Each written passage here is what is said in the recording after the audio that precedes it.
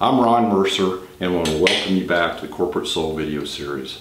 I've been out working in my workshop today and I wanted to take just a few minutes to stop and visit with you about something I think is critical to the health of your organization, to the health of any organization, and that's balance and harmony. In fact, I think it's so critical that I dedicated an entire chapter in my book, The Corporate Soul Handbook, just to the subject of balance and harmony. And really, if you take balance and harmony and you start tearing it apart, it all starts with balance. If you don't have balance, there's no way that you can have harmony in your organization. If you peel back the onion skin just a little bit further on balance, it really starts with discipline. And it starts with discipline being modeled by the leaders of your organization. Those leaders need to have self-discipline. So I think as you look to the future and you start planning the next level of leadership, who's going to be coming up here, who are your emerging leaders, part of that should be training for self-discipline. For without self-discipline, organizations tend to reflect what's happening in the individual's lives rather than what should be happening in a positive manner with balance and harmony throughout the organization. So think about a person who doesn't have self-discipline. Usually it's someone that could be a procrastinator. It could be somebody that has euphoric highs and depressive lows. What it does is it results in poor morale. It results in a culture of crisis.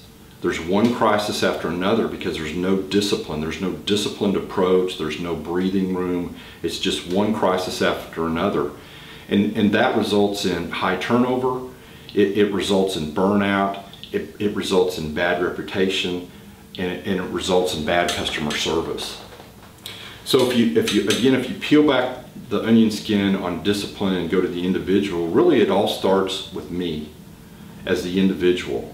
So I want to give you 3 things that I think will help you as an individual to become more self-disciplined. If you'll stick to just these 3 things, keep it simple, you will find yourself more productive during the week.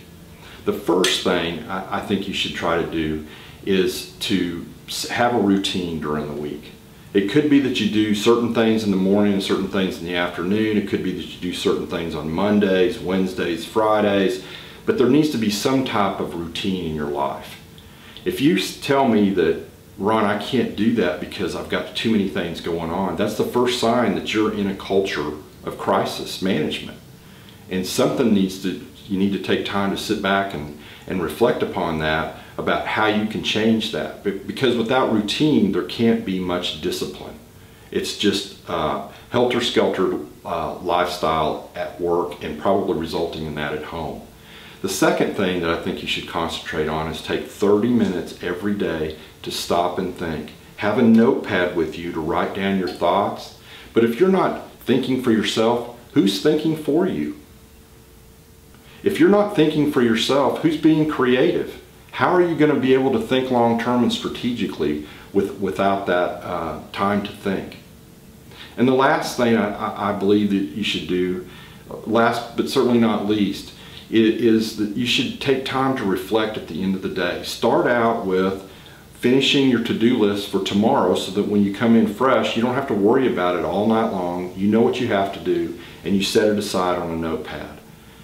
And then take time to reflect about what happened good during the day and what were some opportunities for improvement, and write those on the notepad. If you write them down, those are items that you know that you can improve on, and they'll become more cemented into your memory of good things and things where you have opportunities for improvement. So if you just stick to those 3 things, keep it simple. People try to change so many things, but if you'll just try to keep it simple, that will help you be better with the people that are around you. You'll be happier inside. You'll begin to have some balance and harmony yourself, and therefore that can be reflected in the organization that you serve and those that are on your team. So stick with those 3 things. Balance and harmony are very important. It all starts with discipline. And I'm going to get back to work here. I've almost perfected this, but I've been making some train whistles for children, and you tell me how I'm doing. Thanks so much for listening. Till next time.